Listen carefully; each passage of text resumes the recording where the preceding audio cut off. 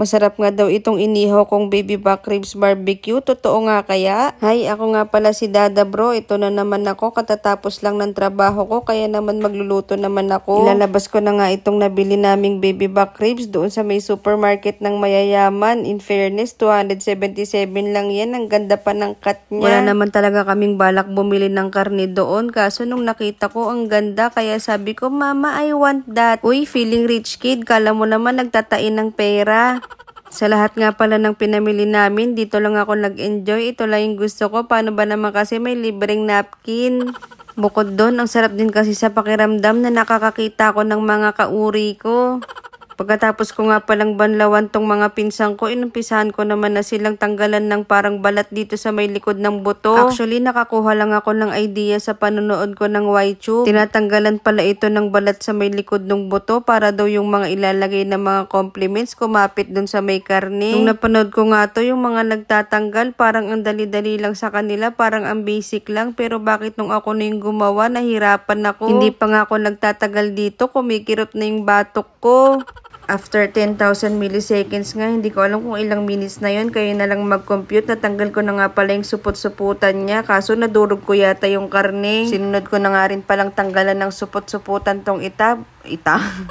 Nabubuyoy nga na naman ako. Basta itong isa, tinanggalan ko na. Pero buti ito, hindi ako pinahirapan. Sobrang naa-amaze nga ako dito. Kasi ang ganda talaga ng cut niya, pati yung karne. Wala kasing nabibiling ganitong cut sa may palengke. Yun nga lang, kapag ka sa may supermarket ka bumili, medyo mahal siya. Pagkatapos ko nga pala dito sa mga pinsan ko, kinuha ko naman itong isdang naka-plastic. Nagpabili nga pala si mama ng tilapia sa may palengke. Kasi ayaw daw muna niyang mag-ulam ng baboy saka ng nokma. In-inform ko nga pala kasi siya, sabi ko mag-iihaw ako ng baboy, kaya nagpabili siya agad, tapos maikisabay na lang daw siya, ako na daw yung mag-ihaw. Nadagdagan patuloy yung trabaho ko, charot! Siyempre, joke lang yun. Pag ganitong may craving si Ma'am Rose, support lang, iihawin ko pa rin to kahit tinatamad ako. After ko nga palang paliguan tong mga pinsan ko, pinunas-punasan ko muna sila ng tissue para dumawala yung mga tubig at kumapit yung mga compliments na ilalagay ko. Ang dami namang procedures, parang tinatamad na ako. Nilapag ko nga pala muna siya dito sa may lamesa kasi ibabalot ko siya dito sa may aluminum foil. Hinahanap ko nga dito kung nasan na naman yung gunting. Sino na naman gumamit, hindi na naman naisoli sa lalagyan. Malapit ko na talagang itali yung mga gamit dito sa kusina para hindi magsiwalaan. Wala tuloy akong choice kundi punitin na lang. Hindi tuloy pantay, kasalanan ng gunting to eh. Kesa nga sisihin ko pa yung gunting, ito na inumpisahan ko na siyang lagyan ng mga compliments. Yung mga napapanood ko nga, marami silang nilalagay dito. Kaso ito lang yung available sa bahay namin. As usual, paminta at asin lang. Napadami pa nga ako ng buhos ng asin dito. Bahala na, masisira na naman yung kidney ko. Buti nga, meron pang paprika na natira sa rep. Ewan ko nga kung hindi pa expired to. Tinikman ko naman yung paprika, okay pa naman yung lasa. Saka ito, buhay pa naman ako. Nakakapag voice over pa naman.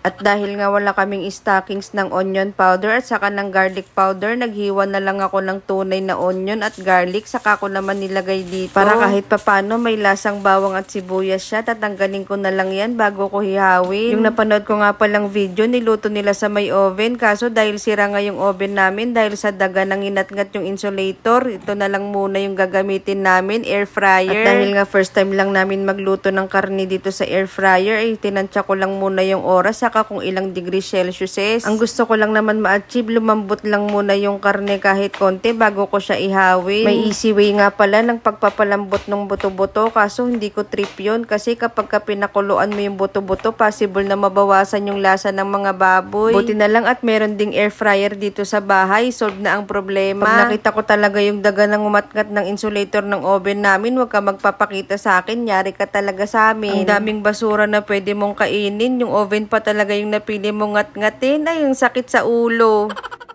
Ayun nga, mag-move on na muna ako sa daga habang inaantay ko nga yung niluluto dun sa may air fryer. Naghiwa naman ako ng mga gulay para sa gagawin kong side dish. Naghiwa nga pala ako ng garbage, saka ng carrot, saka nitong onion. Kaso grabe talaga, bakit hanggang ngayon naiiyak pa rin ako dito? Hindi pa rin ako nasanay. Oo nga, nakalimutan ko maglagay ng tissue na basa.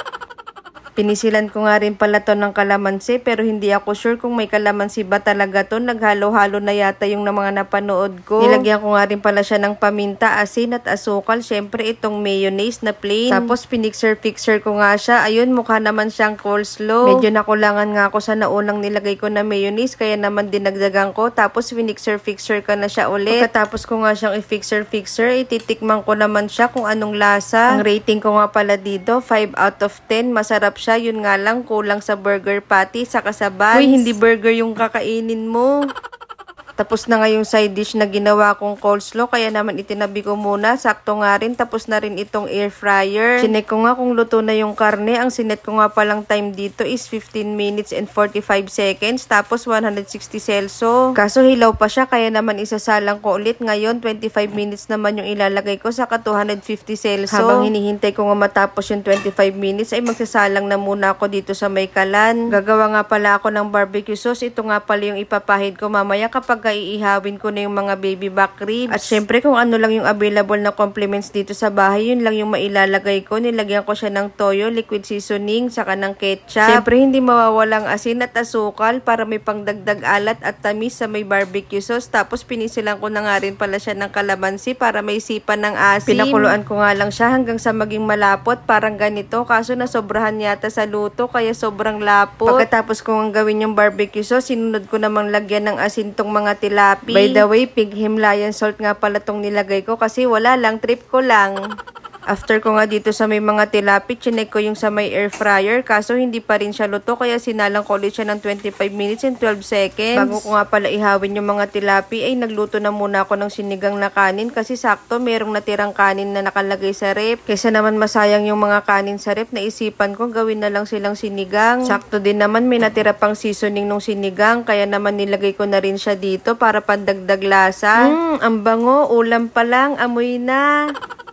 Tapos na nga ako sa side dish, saka sa kanin, kaya naman isisalang ko muna itong mga tilapia habang nag-aantay dun sa may air fryer kasi sayang yung oras. Sa sobrang init nga ng panahon, itong mga uling kusa ng umapoy, charot lang. Kaysa nga magpaypay ako dito ng uling, sinalang ko na lang siya sa kalan para mabilis siyang mag-apoy. Ang plano ko nga dapat una kong ihawin yung mga baby back ribs, kaso sa sobrang tagal niya maluto, inuna ko na lang muna itong mga tilapia. Huhugasan ko na lang mamaya itong ihawan pagkatapos maluto nitong mga tilapia, baka kasi maglasang isda yung mga baboy.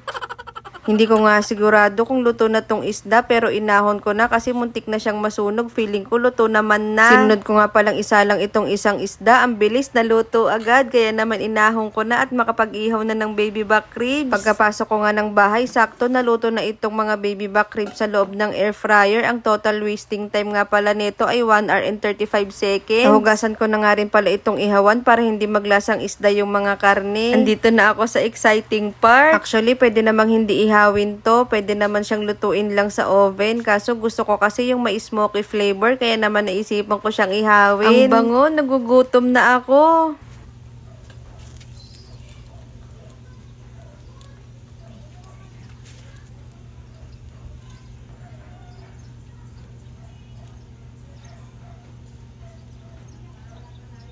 Feeling ko okay na to kaya naman aahunin ko na. Sakto nagising yung kapatid ko kaya nagpa-video na ako. Grabe, nakakapagod palang lutuin to pero excited na ako kung anong lasa nito. Tara, pasok na tayo sa loob ng bahay. Ipi-plating ko na.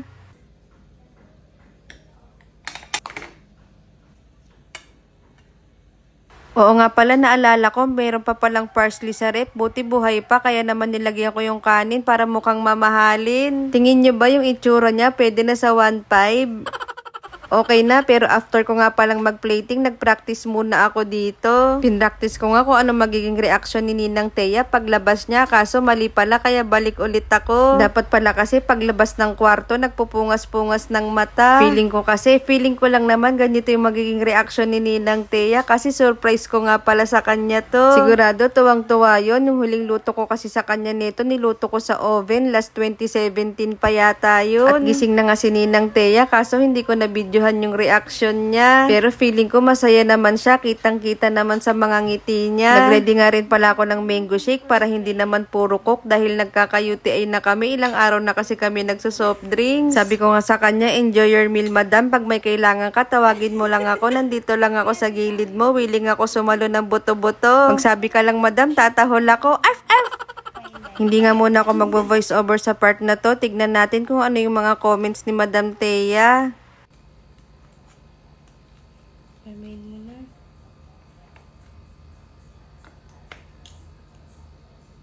Sino ang titigyan ako? Lambot. Lambot. Perfect. Ang sarap. Ang galing mo. Baka binili mo lang to. Ang sarap. Ang maloob yung lasa na. Nga. Ang sarap. Napapakin. Pinapak. Ang sarap, no? Lambot. Ang lambot. Tama-tama lang yung ano niya. I'm try this. Ayan, sa'yo na yung... Ay, sa'yo yung side dish. Akin to. Ang sarap. Perfect. Ito yung cravings ko talaga eh. Cravings. Ayan. Ako na to. Ooh, sarap. Alat ka. Lambot. Ang sarap. Sarap.